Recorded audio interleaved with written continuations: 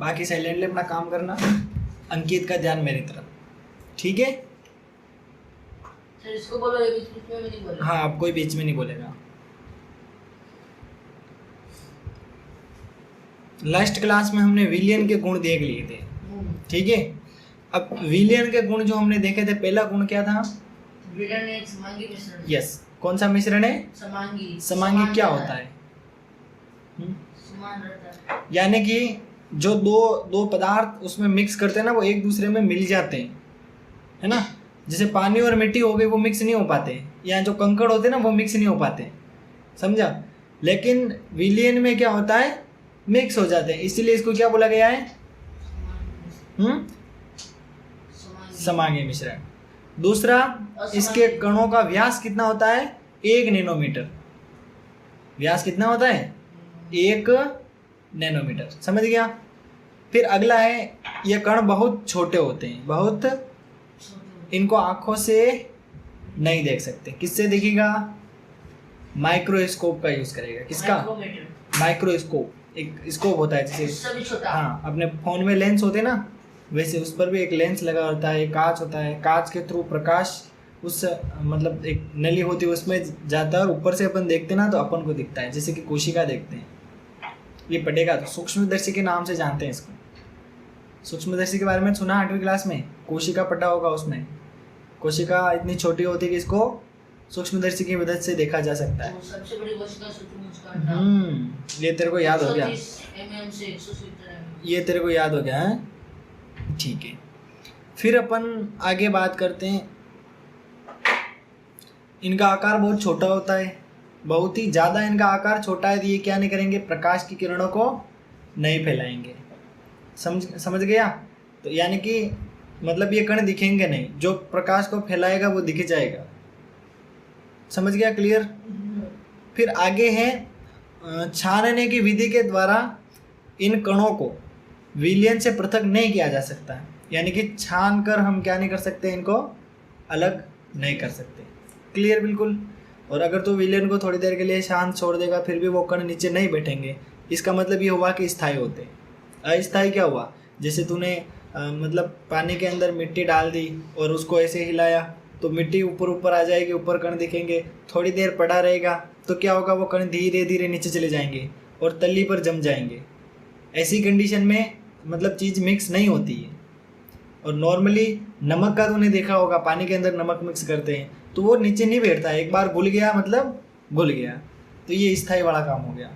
और ऐसे प्रकाश की तरफ करके देखेगा तो भी तेरे को नमक नहीं दिखेगा, वो पानी के अंदर एक बार घुल गया, स्टेबल हो गया, स्थायी हो गया है। ये गुण थे। अब बात करते हैं विलियन की सांद्रता। सांद्रता क्या होती है? बता, जल्दी से बता, सांद्रता क्या होती है?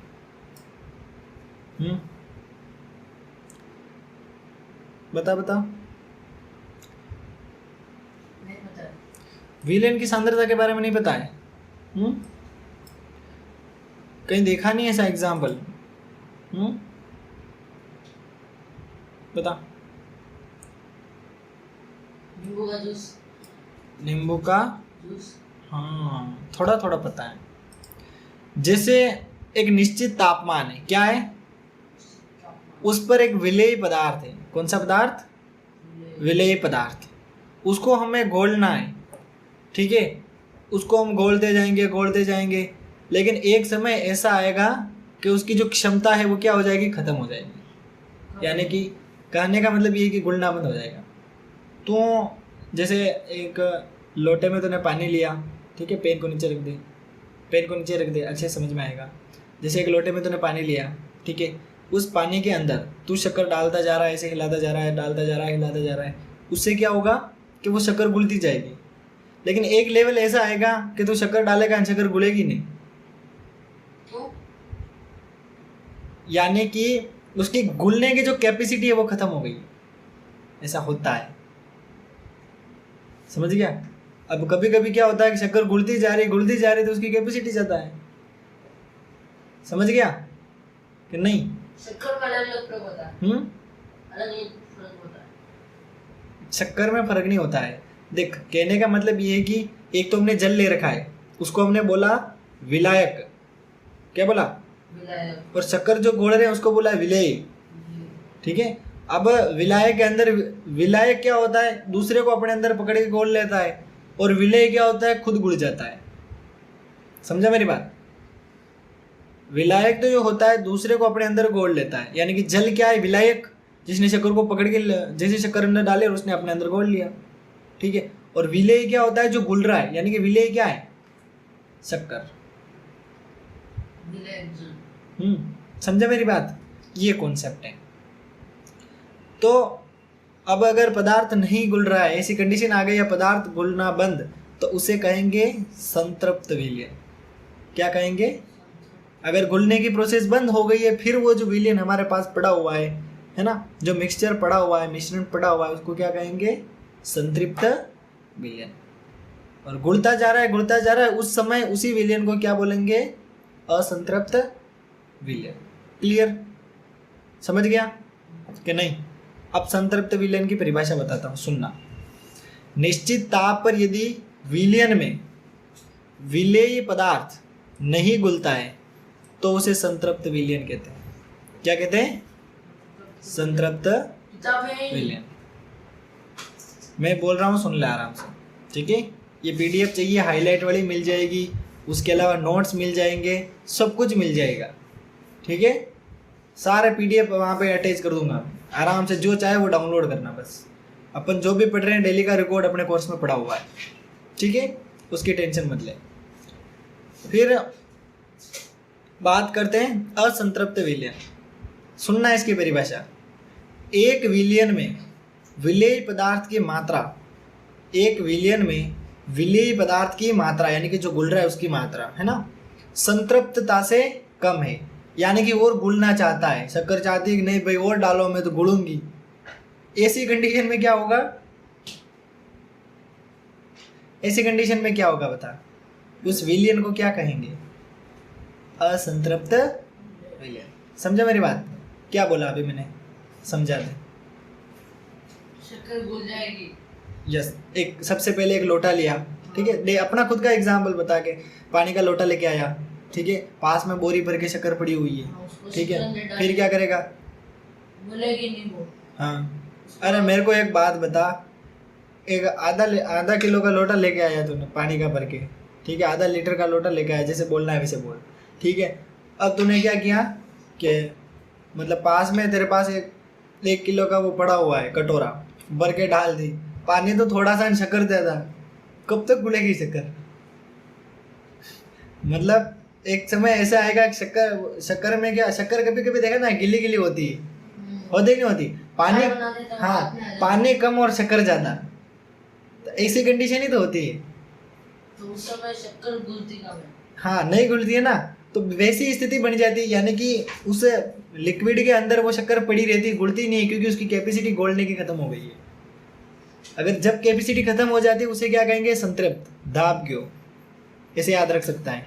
असंतृप्त, अभी भूख नहीं मिटी और चाहिए, ऐसे समझ सकते हैं। अब प्रश्न आएगा संतृप्त विलयन किसे कहते हैं, क्या बताएगा? परिभाषा लिखनी है, अभी बताई थी मैंने, जल्दी से बता। पानी में जल्दी से निश्चित तापमान पर, लिख दूं? सुन लेना, निश्चित तापमान पर विलेय पदार्थ, कौन? विलेय पदार्थ किसको बोला है? शक्कर को। विलयन में नहीं घुलता है उसे क्या कहेंगे? संतृप्त विलयन। कितना आसान है। जिस तापमान निश्चित तापमान पर आगे सोच ना, तेरे सामने एक्सपेरिमेंट किया है मैंने अभी। तेरे को शक्कर क्या है? विलेय। विलयन में नहीं घुलता है उसे क्या कहेंगे? संतृप्त विलयन। घुलता जा रहा है, घुलता जा रहा है, उसे क्या कहेंगे? जिस तापमान पर विलयन के साथ नहीं घुलता है उसे संतृप्त विलयन कहते हैं, है ना। दो कंडीशन बन रही है, कितनी? दो। फर्स्ट कंडीशन में पानी का लोटा रख रखा है, शक्कर डालता जा रहा है, घुलती जा रही है, तो उस समय उस लोटे में जो पानी भरा हुआ है वो विलयन है, उस पानी को हम क्या कहेंगे? असंतृप्त। और जब घुलना बंद हो जाएगी तब क्या कहेंगे? संतृप्त। बस इतना सा कॉन्सेप्ट याद रख लिया तो तेरा काम हो जाएगा। ठीक है,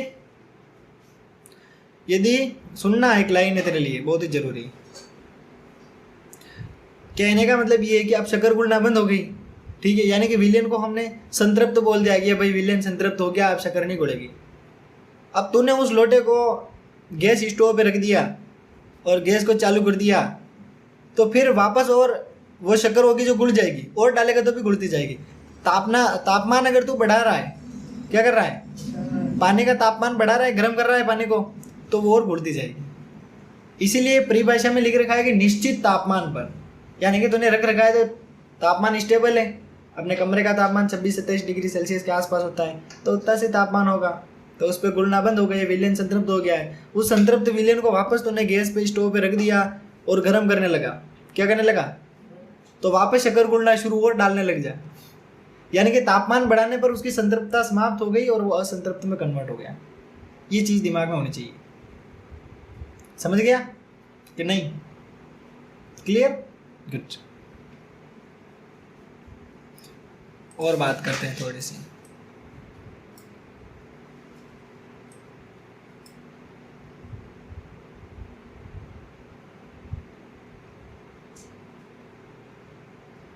अब हमारा मेन टॉपिक आता है कि विलयन की सांद्रता क्या होती है ना। विलयन की सांद्रता यानी कि एक तो होता है विलायक, दूसरा होता है विलेय। इधर ध्यान दे, तेरे पास कोई विलयन है, क्या है, उसमें तू डालता जा रहा है शक्कर। क्या डालता जा रहा है? शक्कर। तो अब क्या होगा कि उस विलयन में तूने कितनी शक्कर डाली, एक तो उस शक्कर की मात्रा, ठीक है, और दूसरा टोटल विलयन तेरे पास कितना है, कितना ml है, 500 ml है, 1 लीटर है, 2 लीटर है, वो इन दोनों का मतलब यानी कि विलेय बटा विलयन की, विलेय का द्रव्यमान बटा विलयन का द्रव्यमान। विलेय यानी ऊपर शक्कर और नीचे विलयन यानी जल।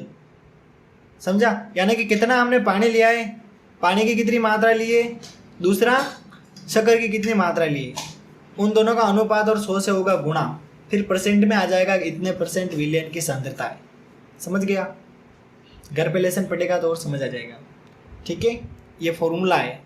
ठीक है, द्रव्यमान प्रतिशत यदि निकालना है विलयन का तो कैसे निकालेगा कि शक्कर कितनी डाली और पानी कितना लिया, ठीक है, और 100 से गुणा करते हैं। आयतन प्रतिशत निकालना है तो उसमें लास्ट नीचे विलयन का आयतन लिख देते हैं, बस बाकी कोई चेंजेस नहीं है। यहाँ पे सिर्फ आयतन लिखा जाता है। समझ गया कि नहीं? इसमें एक सवाल भी दे रखा है, सवाल कल करके लाएगा, मैं समझाऊंगा तेरे को। ठीक है बहुत आसान है। उसमें दे रखा है विलायक में 220, देखो एक सवाल है जिसमें दे रखा है 220 ग्राम विलायक है, ठीक है, और 40 ग्राम नमक है, यानी कि पानी कितना लिया है, 320 ग्राम। उदाहरण 2.1 देख, तेरी किताब हो तो उसमें उसको पढ़ जल्दी से, अभी समझाता हूँ तेरे को।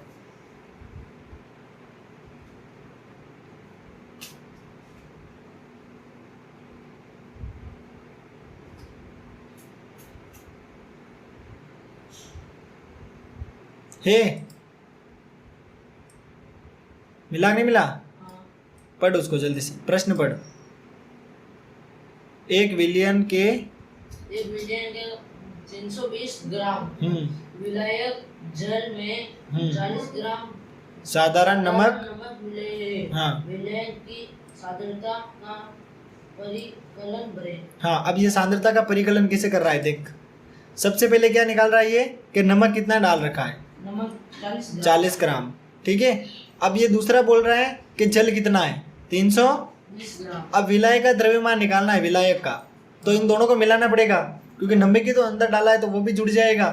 तो अब मेरे को पता 40 और 320 कितने हुए, 360। ये किसका उत्तर आया है, विलयन का द्रव्यमान आ गया। आ गया विलयन का द्रव्यमान।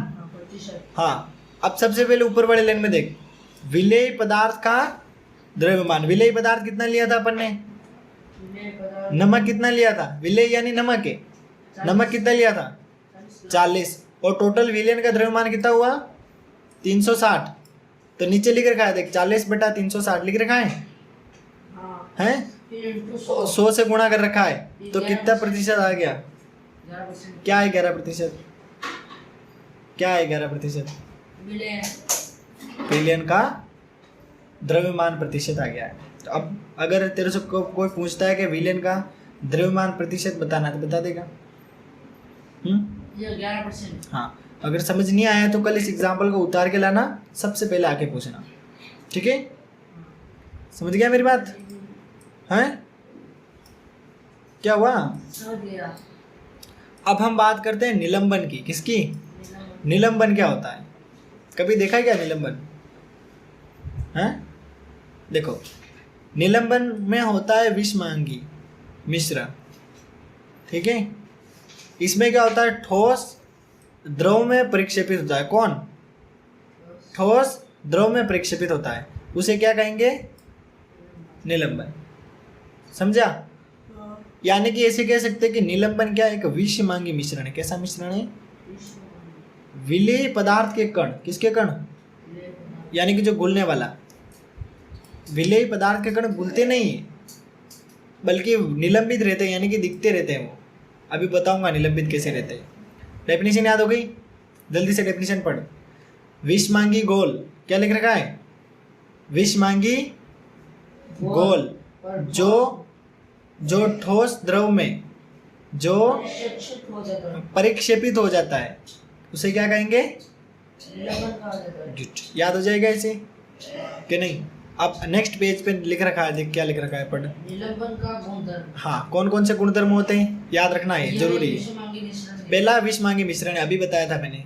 दूसरा, इनको आंखों से देखा जा सकता है, ठीक है? आंखों से क्या कर सकता है? देख सकता है। और ये प्रकाश की किरण को भी क्या करेंगे? फैलाएंगे। क्या करेंगे? और शांत छोड़ देगा तो ये कण नीचे बैठ जाएंगे, आराम से बैठ जाएंगे। प्रोजेक्ट बनाया और हाँ, बता रहा है। और छानने से इसको क्या कर पाएंगे अपन? अलग कर पाएंगे। नहीं, वो नहीं, ये अलग है, अभी समझाऊंगा मैं। वो तो प्रकाश को एक सरल रेखी दिशा में बता रहा था, इसमें कणों को दिखा रहा है, इसमें पीछे पड़ ये रहा अलग है। है।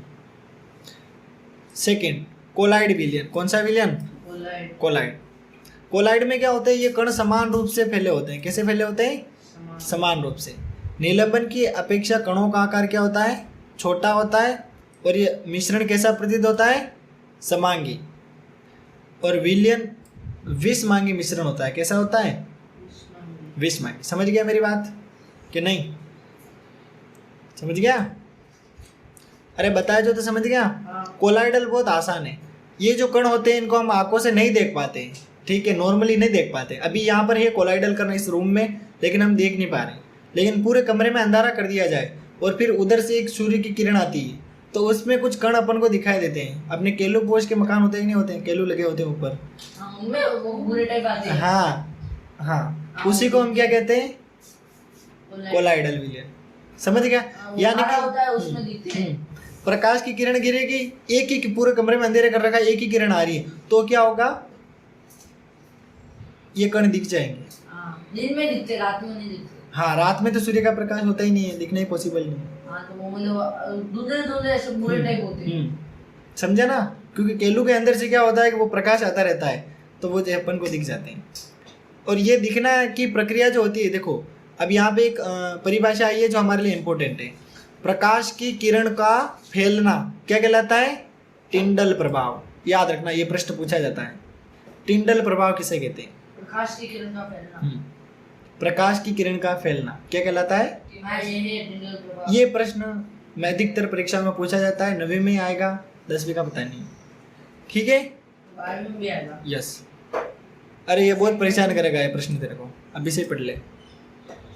और कोई घना जंगल होता है, ऊपर बहुत सारी पत्तियां और पेड़ों की शाखाएं होती है और बहुत ही कम प्रकाश नीचे जमीन पर पहुंच जाता है। ऐसी कंडीशन में भी हमें ये कण दिखाई देते हैं।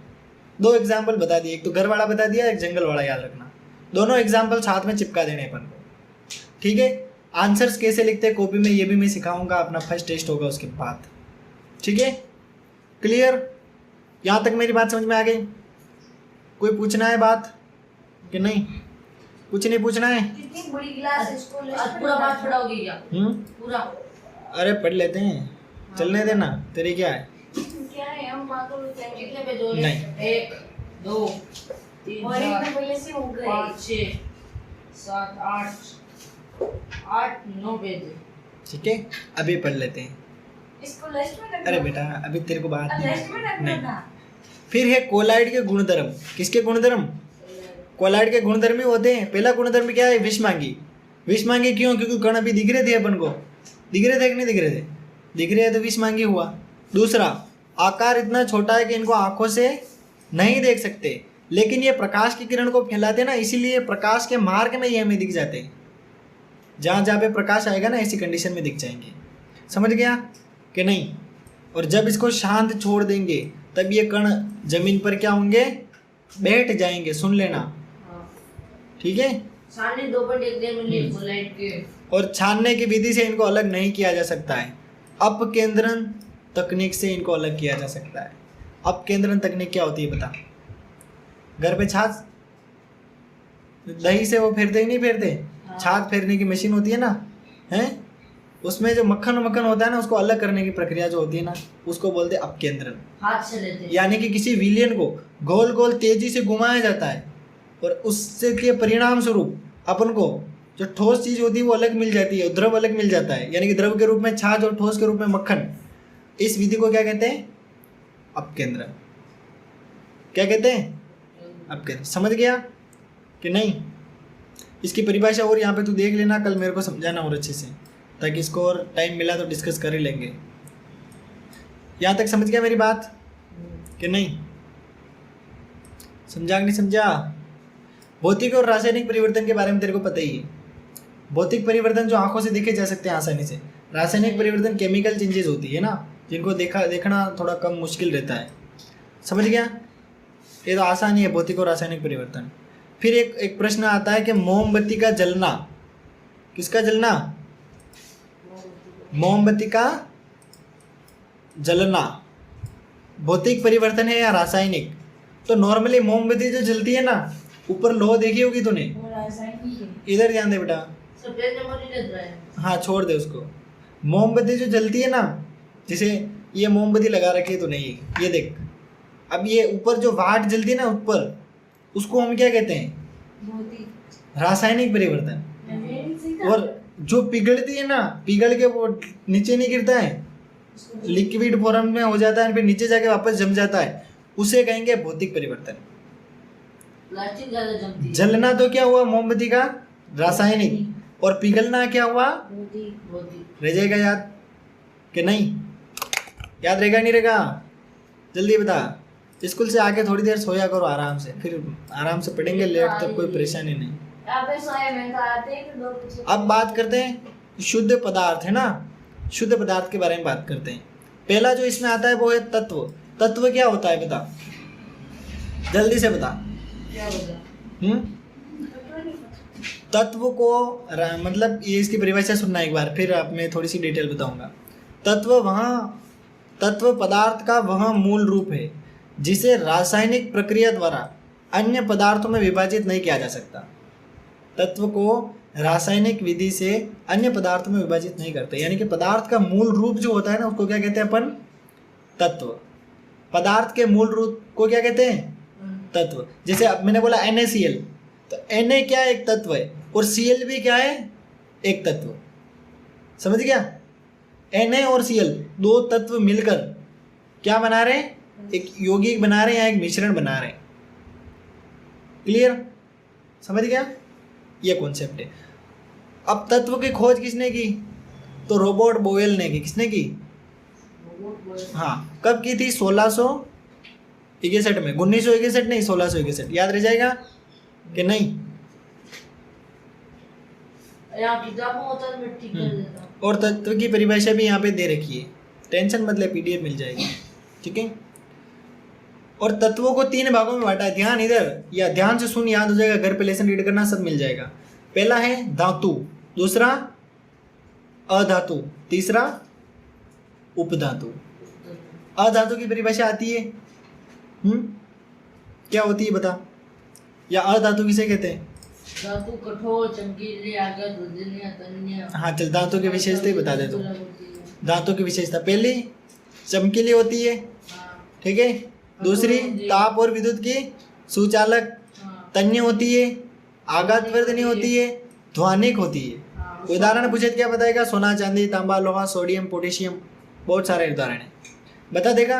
अब अधातु के गुण, सबसे पहला गुण अलग अलग कलर में होती है, ताप और विद्युत की कुचालक, ठीक है, चमकीली होती है ये और उसमें- आघातवर्धनी होती है। तन्य हाँ, नहीं ऊष्मा की चालक भी होती है, तन्य नहीं होती है। जैसे इसमें एग्जाम्पल क्या बताएगा? Hydrogen, oxygen, iodine, carbon, bromine, chlorine. उपधातु मतलब उपधातु दोनों चीजें पाई जाती है, यानी कि दोनों के गुण पाए जाते हैं।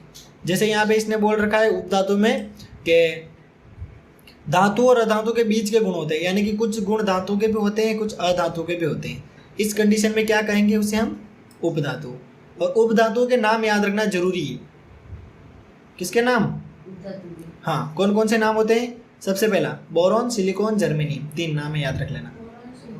Boron, silicon, germanium. सिलिकॉन का प्रयोग कहाँ पे करते हैं? सोलर पैनल बनाते हैं ना, उसमें सिलिकॉन का भी प्रयोग करते हैं, याद रखना, ठीक है।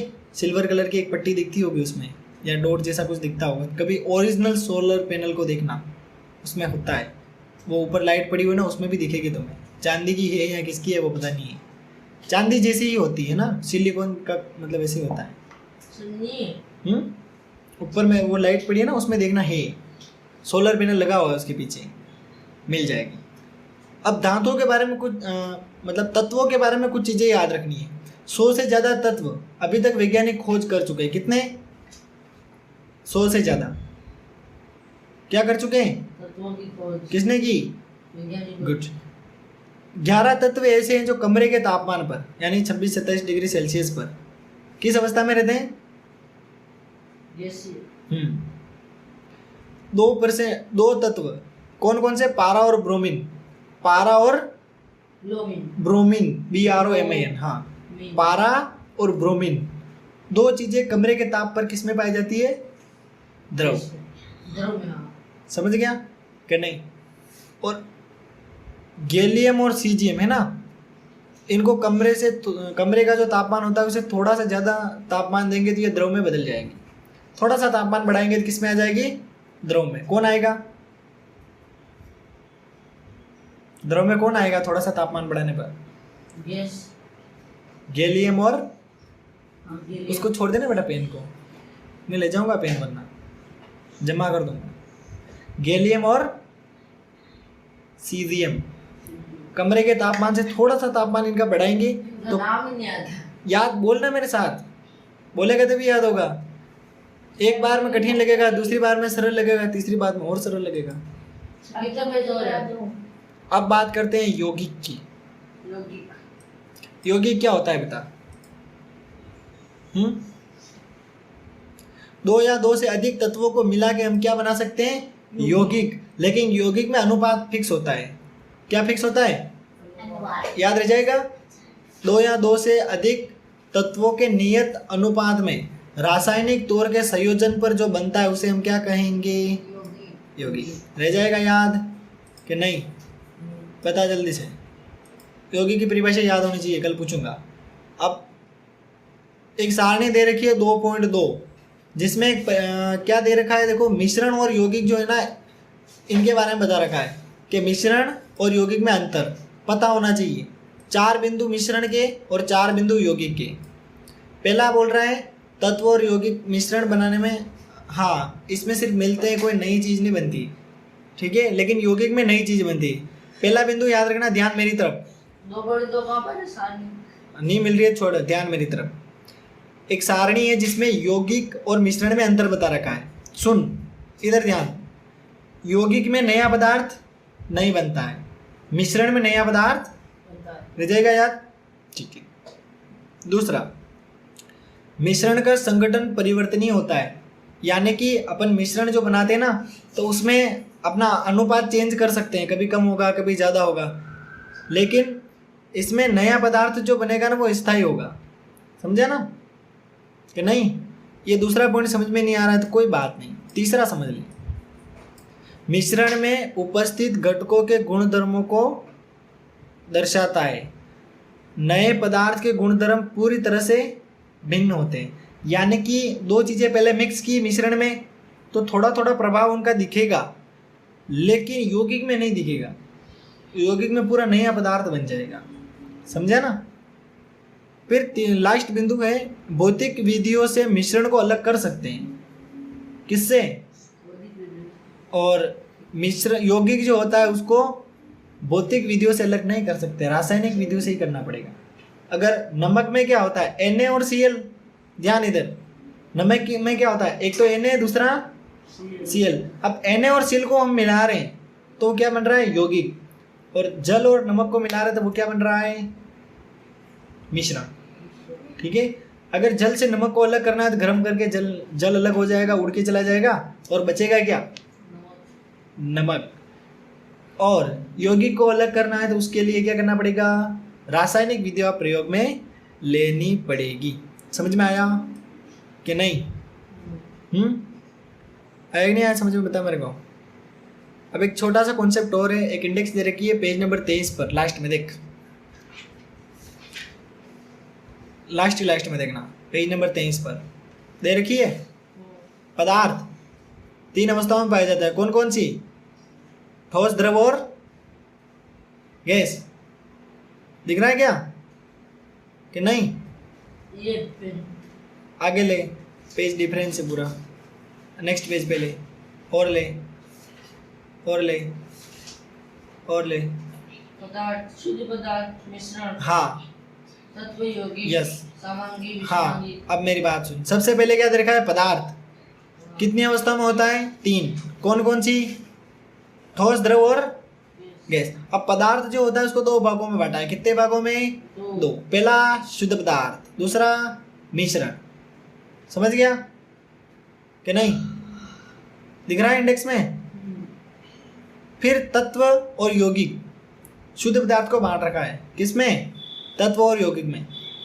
मिश्रण को किसमें बांट रखा है? समांगी और विषमांगी। यह इंडेक्स कल बना के लाएगा। दूसरा मिश्रण और यौगिक में अंतर लिख के लाएगा। मिश्रण में यौगिक में अंतर। ठीक है। मेरे को लग रहा है पेज नंबर कितने है जहाँ पे ये इंडेक्स बनी हुई है? 29। यानी कि कुछ कंटेंट हटा है इसमें से, इसमें से इस बुक में से, इस लेसन में से भी हटा है। मेरे पेज नंबर 23 आ रहा है। हाँ, ये पुरानी किताब है। हाँ, तो तू उसमें ज़्यादा मत पढ़ लेना, जैसे मैं बता रहा हूँ वैसे ही पढ़ना, क्योंकि पहले तो मेमोरी कम है। ठीक है। किताब नहीं लेनी है मेरे को, Yes. भरत के पापा ने। अरे मेरे पास है ना सारा, मैं PDF बोल रहा हूँ, उसको कॉपी में उतार ले, तेरा सारा काम हो जाएगा। नोट्स दे रहा हूँ कि मतलब किताब से भी कम शब्दों में अपना काम हो जाएगा। कल मैं जाऊंगा, फोन लेकर आऊंगा। ठीक है। चलने से सारा काम वहीं पे होगा। बस मैंने तुम्हारे लिए इजी वे कर दिया। अब ये भी परेशान हो रही है, कुछ लेसन नहीं हटे तो भी इसने हटा दिए। ठीक है। अब पता नहीं क्या हो रहा है।